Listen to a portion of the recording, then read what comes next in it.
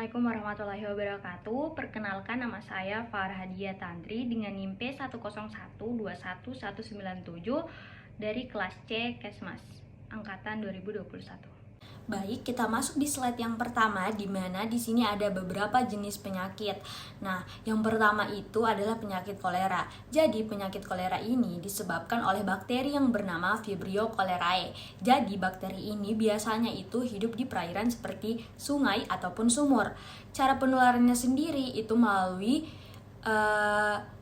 air yang sudah terkontaminasi oleh bakteri yang bernama Vibrio cholerae ini. Masuknya di penyakit yang kedua. Nah, penyakit yang kedua ini namanya demam tifoid. Jadi demam tifoid ini itu disebabkan oleh bakteri yang namanya Salmonella typhi. Nah, bakteri Salmonella typhi ini itu biasanya ditularkan melalui makanan-makanan yang sudah terkontaminasi sama bakteri Salmonella typhi ini. Jadi teman-teman, demam tifoid ini biasanya banyak dialami oleh anak-anak karena seperti yang kita tahu, anak-anak itu belum terlalu memperhatikan kebersihannya. Selanjutnya kita masuk ke penyakit ketiga atau hepatitis. Jadi penyakit hepatitis ini ada beberapa banyak penyebabnya. Salah satunya itu karena infeksi virus ataupun biasa orang-orang yang sering minum minuman alkohol atau bahkan mengkonsumsi obat-obatan tertentu. Itu dapat menyebabkan yang namanya penyakit hepatitis ini. Jadi kalau hepatitisnya itu disebabkan oleh suatu virus atau infeksi virus, itu dia akan berpotensi untuk menyebar kepada orang lain. Nah, selanjutnya kita masuk pada penyakit yang namanya influenza. Di mana penyakit influenza ini itu disebabkan oleh infeksi virus yang dapat ditularkan melalui percikan orang yang terinfeksi. Seumpama ketika mereka sedang bersin atau bahkan batuk, atau ketika suatu benda itu sudah terkontaminasi sama liur orang yang sudah terkena penyakit influenza ini, yang sudah terinfeksi ini itu dapat menular kepada orang tersebut ketika menyentuh barang-barang yang sudah terkontaminasi oleh mereka. Selanjutnya ada yang namanya penyakit TBC atau biasa dikenal dengan tuberkulosis.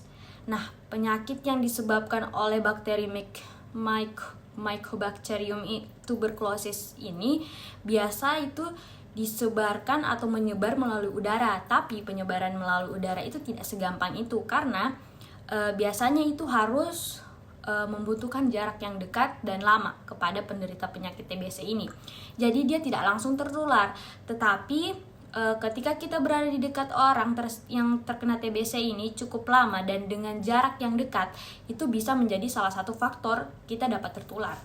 Selanjutnya kita masuk ke penyakit keenam, yaitu penyakit yang namanya malaria.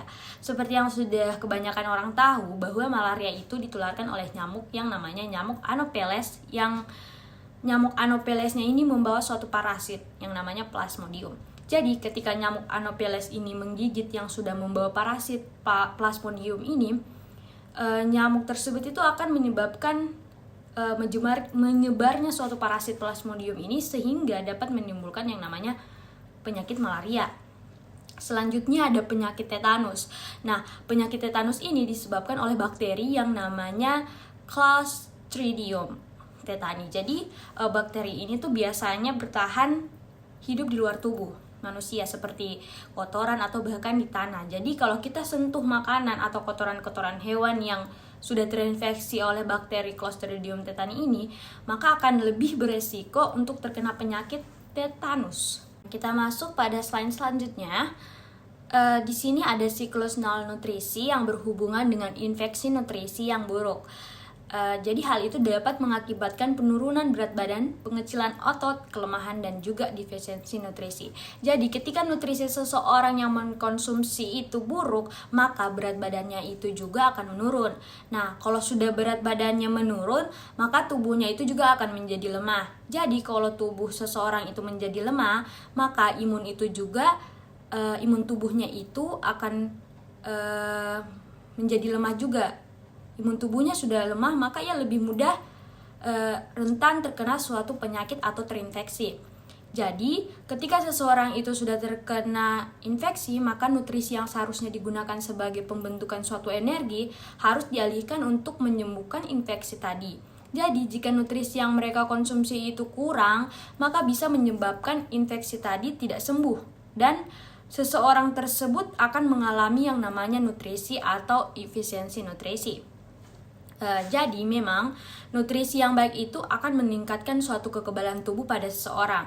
Jadi kalau misalnya sistem nutrisi seseorang yang mengkonsumsi itu kurang baik atau buruk, maka kekebalan tubuhnya itu melawan suatu penyakit itu jadi susah. Nah, hal itu bisa menimbulkan suatu stres oksidasi. Jadi stres oksidasi itu biasa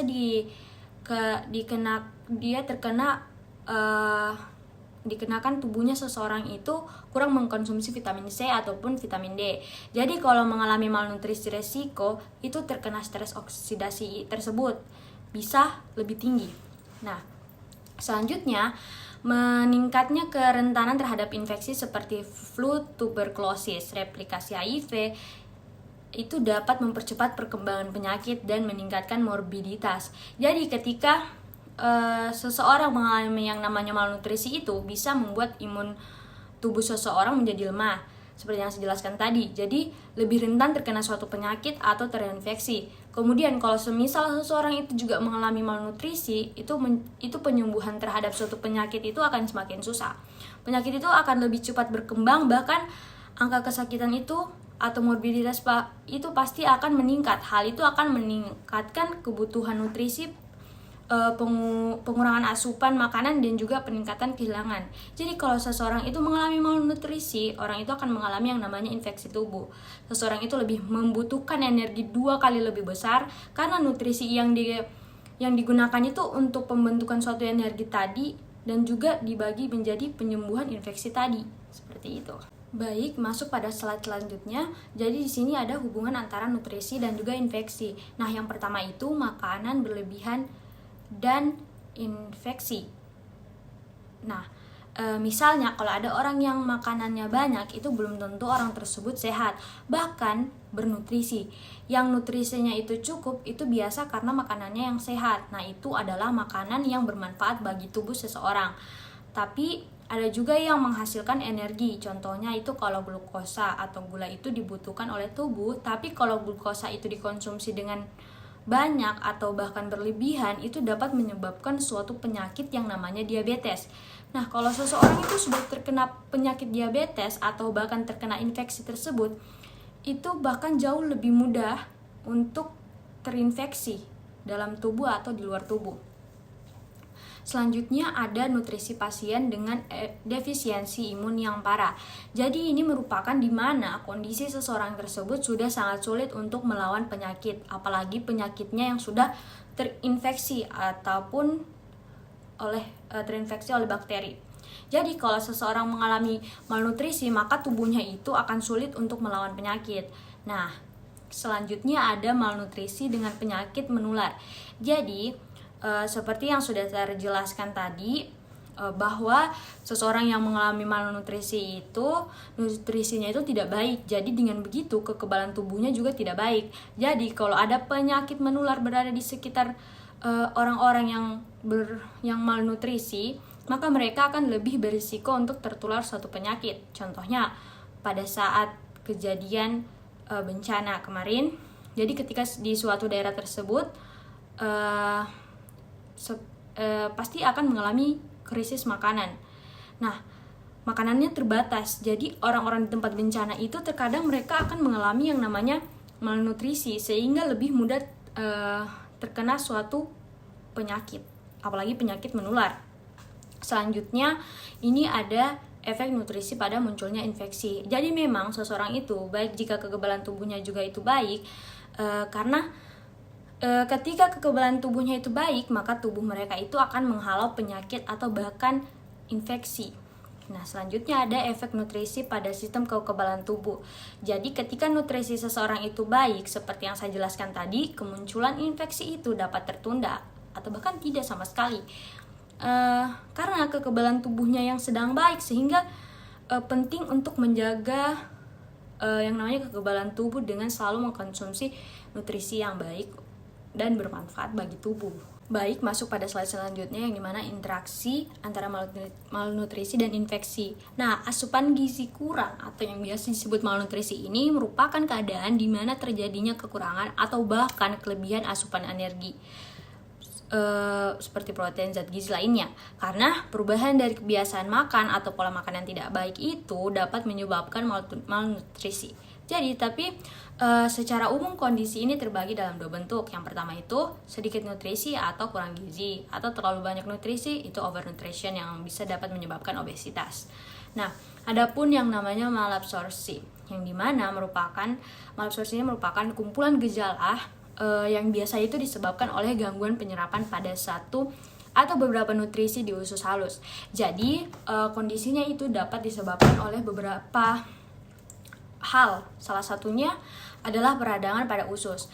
Nah, malabsorpsi ini itu juga bisa mengakibatkan seseorang itu mengalami kekurangan zat gizi atau yang namanya malnutrisi, apalagi pada anak-anak.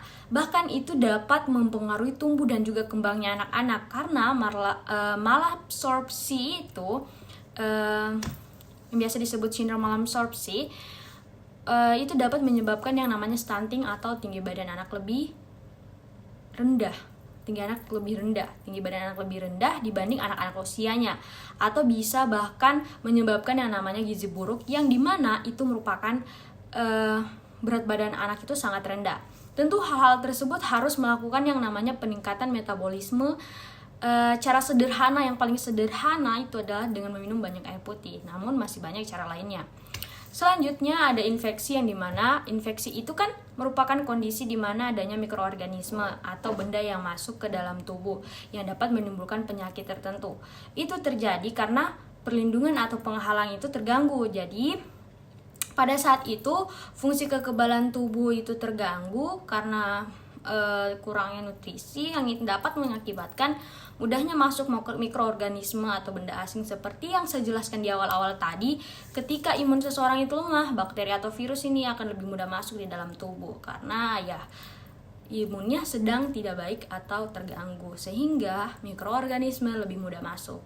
Kita masuk pada slide terakhir, yang dimana ini merupakan pencegahan penyakit menular. Yang pertama itu perencanaan lokasi. Jadi sebelum tinggal di suatu tempat, misal mau pindah kemana begitu, kalau bisa lokasi yang baik itu lokasi yang bersih dan terus tidak terlalu padat penduduk. Itu merupakan contoh lokasi yang baik. Bahkan kalau bisa lokasinya dekat dengan fasilitas kesehatan. Nah, selanjutnya ada yang namanya sanitasi yang memadai. Jadi memang sanitasi yang memadai ini juga merupakan salah satu yang penting, karena untuk mencegah penyakit menular seperti yang saya jelaskan sebelum-sebelumnya itu, ada beberapa penyakit yang dapat ditularkan melalui sanitasi yang buruk, seperti contohnya penyakit yang dapat menular oleh air atau bahkan makanan yang sudah terkontaminasi. Selanjutnya ada pengendalian vektor. Jadi vektor ini juga menjadi salah satu penyebab penyakit menular. Sehingga cara pencegahannya itu harus dikendalikan agar penyakit menular itu prevalensinya menjadi turun. Nah, tidak bisa kita pungkiri di sini juga selanjutnya ada menjaga kebersihan. Tentu menjaga kebersihan adalah poin yang utama untuk terhindar dari suatu penyakit, apalagi penyakit menular. Pentingnya menjaga suatu kebersihan itu agar terhindar dari suatu penyakit. Selanjutnya ada vaksinasi. Vaksinasi ini juga merupakan perlindungan diri agar tidak terkena penyakit menular. Vaksinasi ini juga merupakan salah satu pencegahan juga yang penting. Dengan vaksinasi ini itu juga dapat meningkatkan imun tubuh kita. Nah, yang terakhir ada penyediaan teratur yang cukup tentunya. Penyediaan yang bergizi bermanfaat itu dapat mencegah seseorang atau kita sendiri untuk terhindar dari yang namanya penyakit menular. Itulah presentasi dari saya. Lebih dan kurangnya saya mohon maaf. Apabila ada kesalahan kata, saya akhiri. Wassalamualaikum warahmatullahi wabarakatuh.